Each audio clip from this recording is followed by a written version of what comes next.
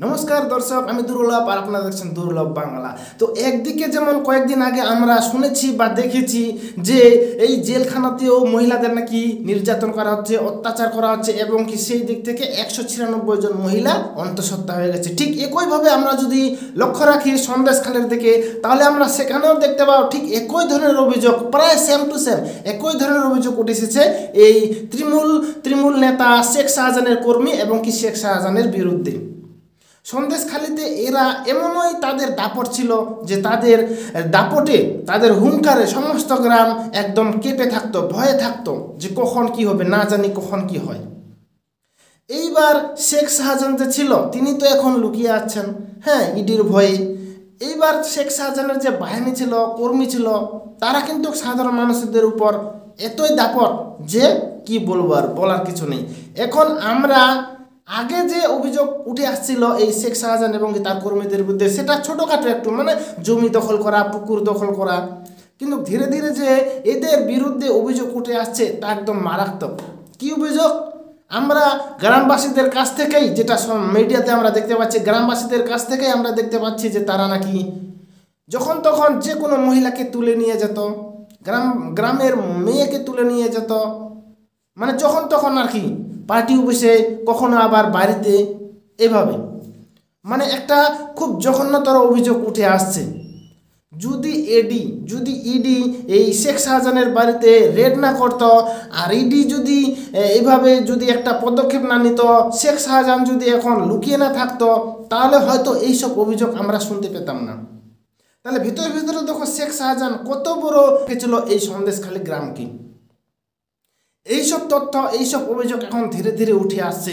তার জন্যই সমস্ত গ্রামবাসী, সন্দেশখালীর সমস্ত গ্রামবাসী কিন্তু এখন সজাগ হয়েছে এবং কি এই অন্যায় অত্যাচারের বিরুদ্ধে রুখে দাঁড়িয়েছে।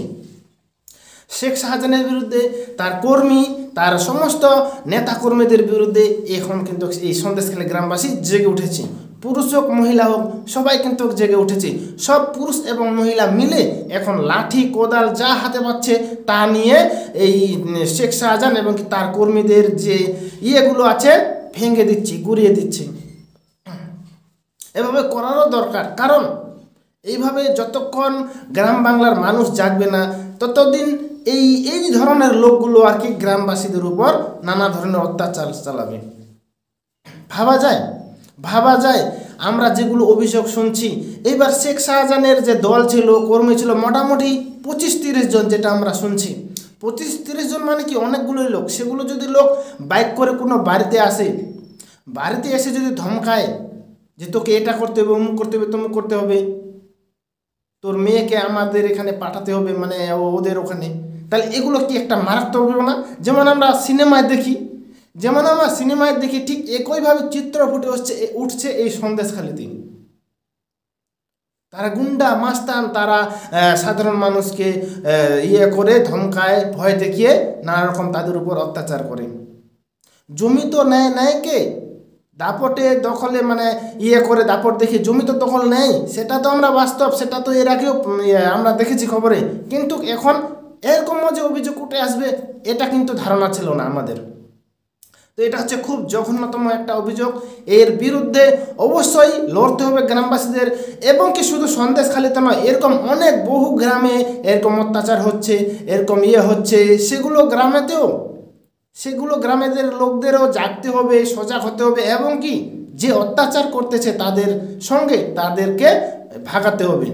এভাবে লাঠি নিয়েই তাদেরকে ভাগাতে হবে, তবে আস্তে আস্তে এই সমস্ত গ্রাম বাংলা অত্যাচার মুক্ত দেখছি। এবং কি আমরা চোখ রাখছি এই সন্দেশখালীতে কি হয়, সব খবর আপনাদের সাথে আমি তুলে ধরবো। ততক্ষণে আমার চ্যানেলটাকে লাইক, কমেন্ট, শেয়ার করবেন আর সাবস্ক্রাইব করবেন। ঠিক আছে, দেখা হচ্ছে পরবর্তীতে। ততক্ষণে ভালো থাকবেন, সুস্থ থাকবেন, বাই।